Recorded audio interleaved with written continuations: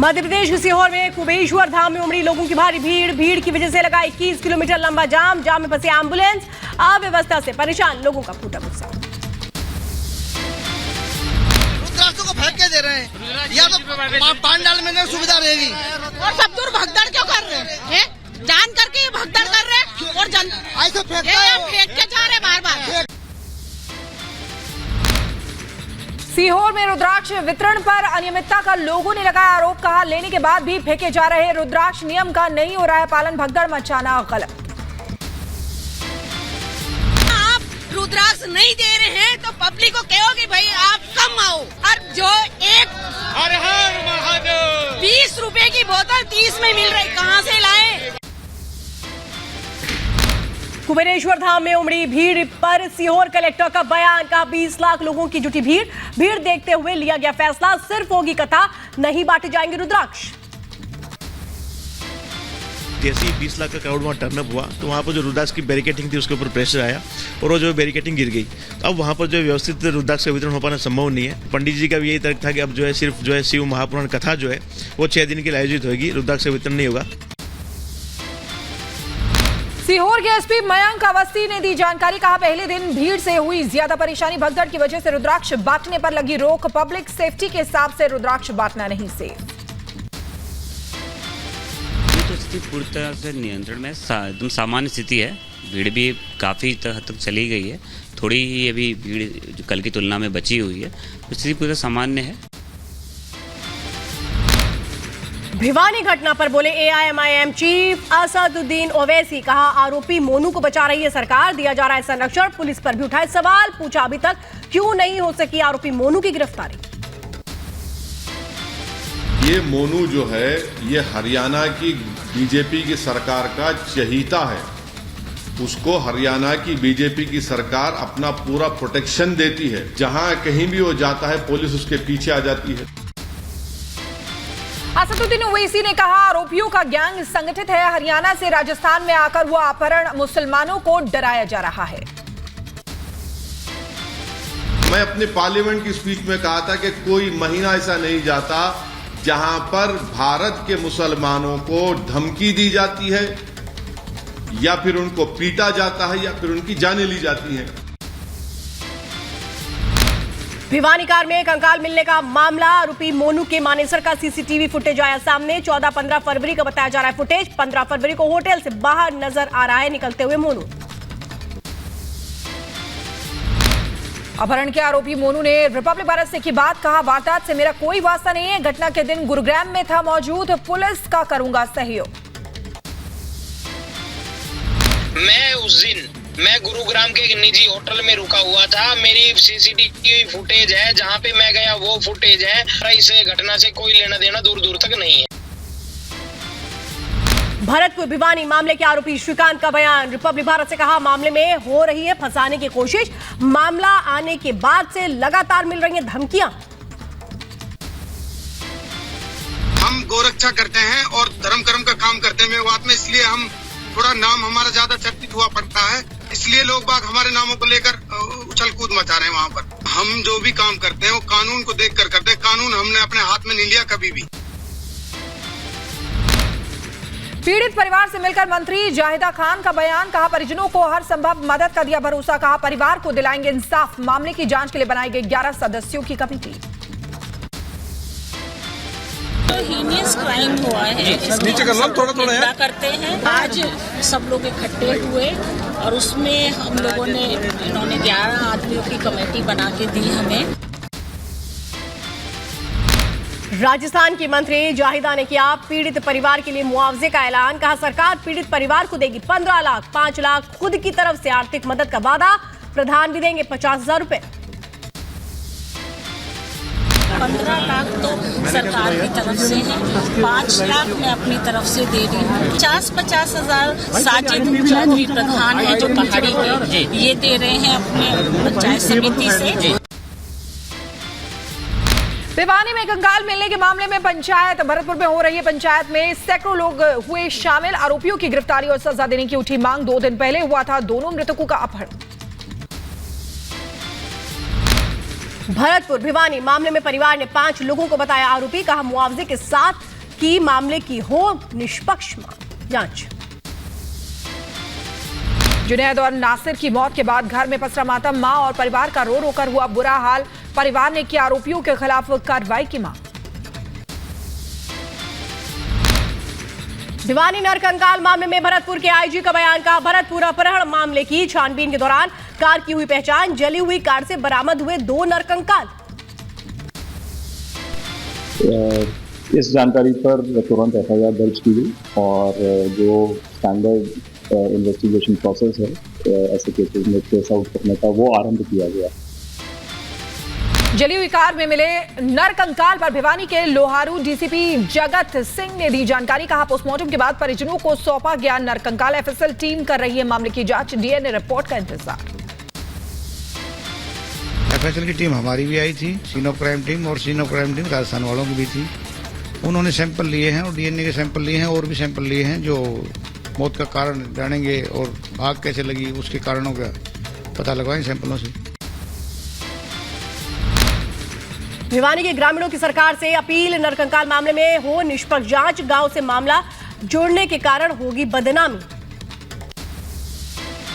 बाबा बागेश्वर पंडित धीरेन्द्र शास्त्री ने फिर दोहराई हिंदू राष्ट्र की बात, कहा बहुमत से बनेगा भारत हिंदू राष्ट्र, धर्म से ही चलती है राजनीति, राजनीति से नहीं चलता धर्म।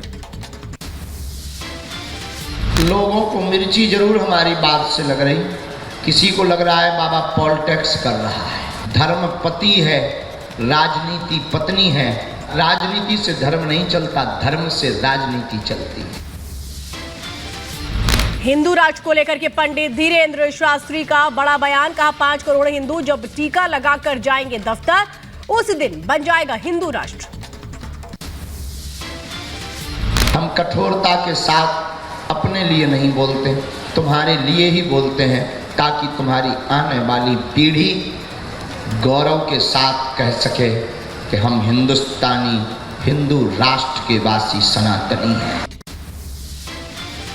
मौलाना शहाबुद्दीन रिजवी बरेलवी की मुसलमानों से बागेश्वर धाम न जाने की अपील, कहा देश तोड़ने की योजना बना रहे बाबा, बाबा की बातें देश हित में नहीं है। ये उनकी बातें देश को तोड़ने वाली हैं और देश में नफरत फैलाने वाली हैं। वो लोग जो बागेश्वर धाम में जाते हैं, उनके प्रोग्रामों में शिरकत करते हैं, वो कतान ना जाएं। बिहार के सीएम नीतीश कुमार का हिंदू राष्ट्र पर बयान, कहा सिर्फ राष्ट्रपिता की देश सुने बात, देश खत्म करना चाहते हैं। हिंदू राष्ट्र की बात करने वाले भारत में रहते हैं कई धर्मों के लोग। राष्ट्रपिता महात्मा गांधी को छोड़ करके किसी के बारे में किसी की बात को सुनना नहीं चाहिए। अगर कोई करना चाहता है तो सब उल्टा पुल्टा काम करना चाहता है, देश को खत्म करना चाह रहा है। जम्मू कश्मीर के पूर्व सीएम कविंदर गुप्ता का समाजवादी पार्टी के सांसद बर्क पर पलटवार, कहा धर्म से जोड़कर न देखे राम राज्य, राम राज्य का अर्थ अच्छा समय। उनको भी समझना चाहिए आज हिंदुस्तान में जितना भी मुस्लिम है वो सारा कन्वर्टेड मुसलमान है।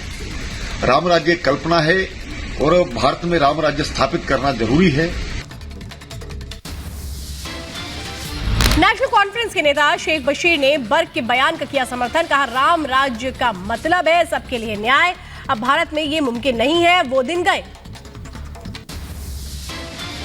राम राज्य का अगर लफ्जी मतलब देखा जाए तो इंसाफ मिलता था सबको। तो कुछ लोग जो हैं इस वहम में हैं कि कुछ लोगों को तंग करके हिंदू राष्ट्र बन सकता है, तो बिल्कुल नहीं। समाजवादी पार्टी के सांसद बर्क के बयान का पीडीपी ने किया समर्थन। वीरेंद्र सिंह सोनू ने कहा भारत में धर्म की राजनीति की कोई जगह नहीं है, हिंदू राष्ट्र की बात करना देश की स्थिति खराब करने जैसा। सीतापुर पहुंचे शिवपाल सिंह का बयान, कहा संविधान से चलेगा देश, बीजेपी करती है धर्म की राजनीति, भारत एक धर्मनिरपेक्ष देश। बिहार के शिक्षा मंत्री चंद्रशेखर का हिंदू राष्ट्र पर बयान, बोले राष्ट्रपिता महात्मा गांधी के सपनों का देश बनाना है या ये देशवासी तय करेंगे। दिल्ली वक्फ बोर्ड को केंद्र का नोटिस, वक्फ की 123 संपत्तियों को लेकर के सरकार ने भेजा नोटिस, सवालों के घेरे में वक्फ बोर्ड।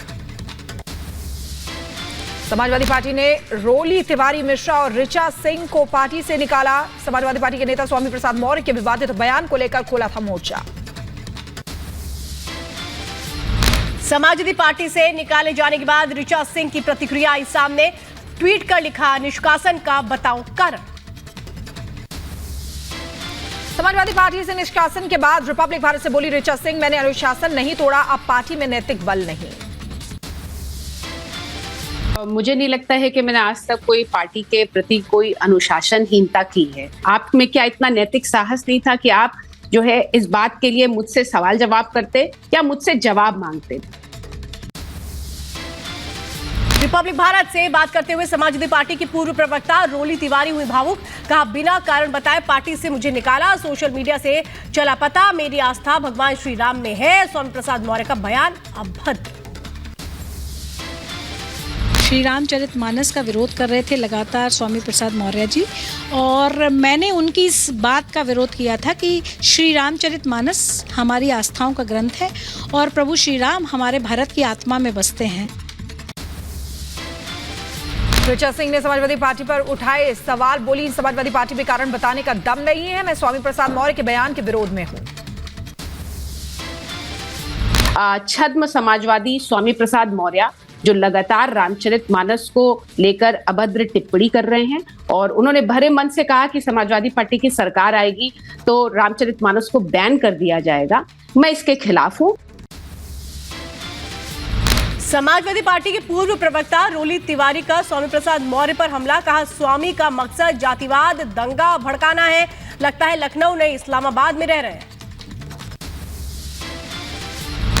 इसका विरोध ना करें, ये हम लोग की आस्थाओं का ग्रंथ है, लेकिन पता नहीं किस तरीके का माहौल, मुझे तो कई बार ऐसा अनुभव होने लगा कि मैं लखनऊ में नहीं इस्लामाबाद में रह रही हूँ, जहाँ मैं अपने धर्म की बात नहीं कर सकती।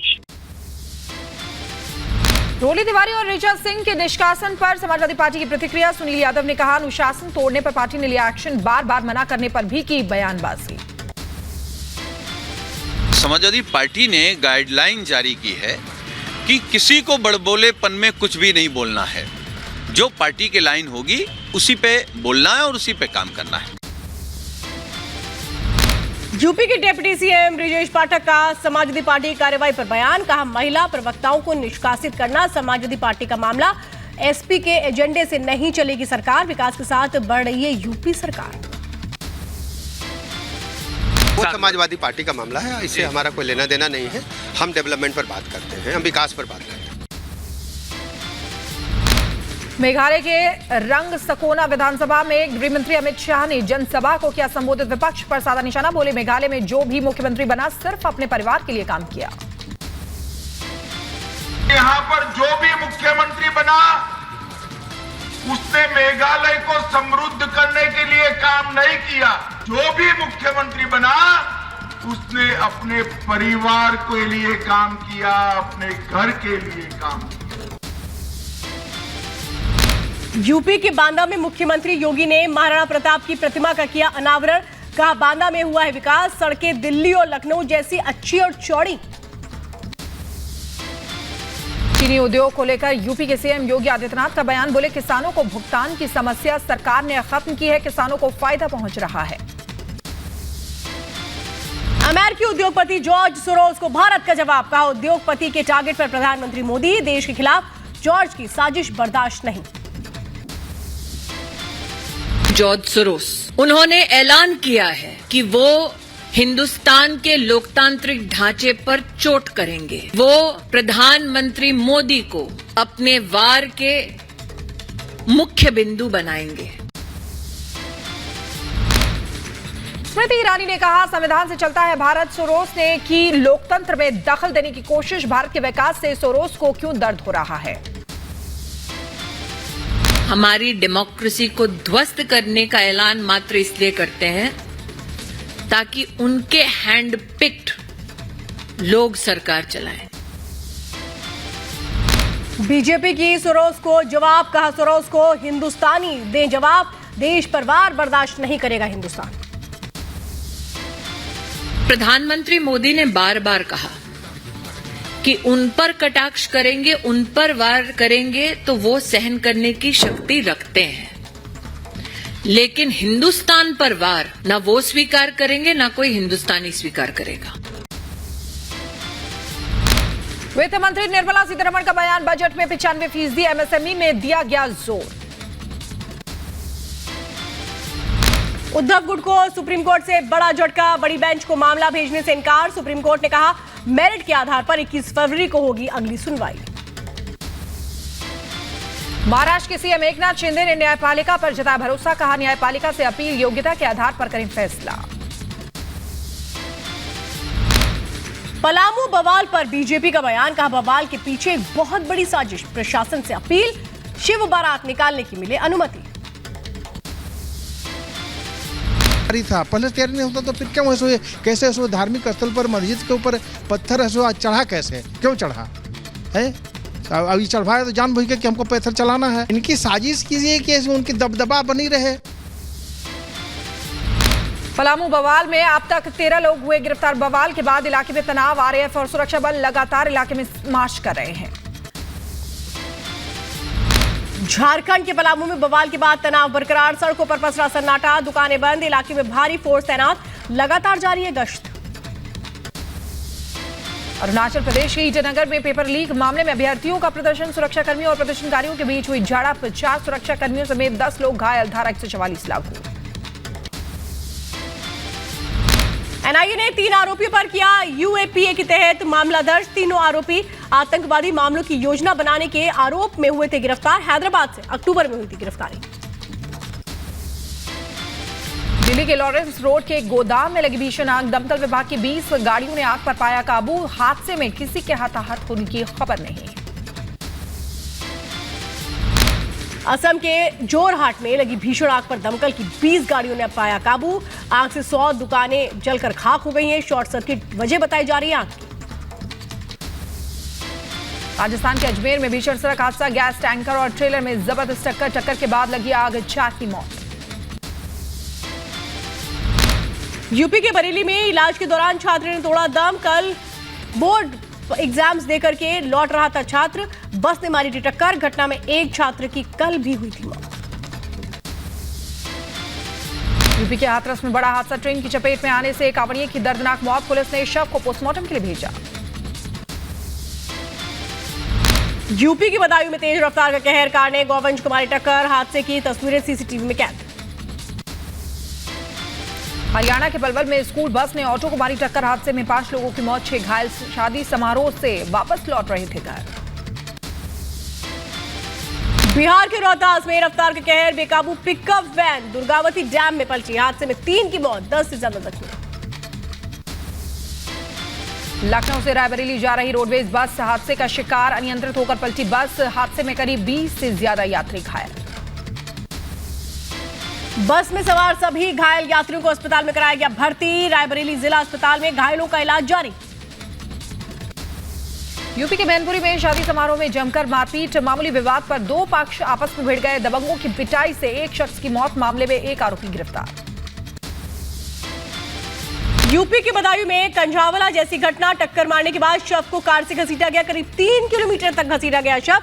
पुलिस और ग्रामीण शव को कार से निकालने के लिए पहुंचे। दिल्ली के भजनपुरा में देर रात ताबड़तोड़ फायरिंग, कार पार्किंग को लेकर 2 पक्षों में हुआ था विवाद। फायरिंग में 2 लोग गंभीर रूप से घायल हुए हैं। यूपी के बलिया में बुजुर्ग महिला की बेरहमी से पिटाई, वीडियो सोशल मीडिया पर हुआ वायरल। मामले की जांच में जुटी पुलिस। यूपी के फिरोजाबाद एआरटीओ ऑफिस पर लगे भ्रष्टाचार के आरोप, सिटी मजिस्ट्रेट ने तहसीलदार और पुलिस के साथ मारा छापा। 10 से ज्यादा एजेंट को दबोचा, कब्जे से कई लाइसेंस और अवैध सामग्री बरामद की। गोलीकांड से दहला यूपी का मथुरा, देर रात हुई फायरिंग में दंपत्ति जख्मी। पुलिस कर रही है मामले की जांच। यूपी के रायबरेली में मामूली विवाद में 2 पक्षों में मारपीट, 3 लोग गंभीर रूप से घायल, मामले में केस दर्ज। भूकंप प्रभावित देश तुर्की से लौटी एनडीआरएफ की टीम। दिल्ली में एनडीआरएफ की टीम का स्वागत हुआ। करीब 10 दिनों तक एनडीआरएफ की टीम ने तुर्की में चलाया ऑपरेशन दोस्त। बेंगलुरु में आरटीआई कार्यकर्ता पर हमला, उमा शंकर पर कन्नड़ समर्थकों ने किया हमला, आरोपियों के खिलाफ केस दर्ज। बीसीसीआई के चीफ सेलेक्टर चेतन शर्मा का इस्तीफा, बीसीसीआई चीफ जय शाह को इस्तीफा भेजा, जय शाह ने किया इस्तीफा मंजूर। शामली में एक शख्स ने शहीदों को दी अनोखी श्रद्धांजलि, शरीर पर लिखवाया 241 शहीदों के नाम, जिलाधिकारी को सौंपा शरीर दान करने को लेकर पत्र। रूस के एक वेयर हाउस में लगी भीषण आग, वेयर हाउस में रखे अधिकतर ट्रक तबाह, 600 वर्ग मीटर के एरिया में आग के हवाले।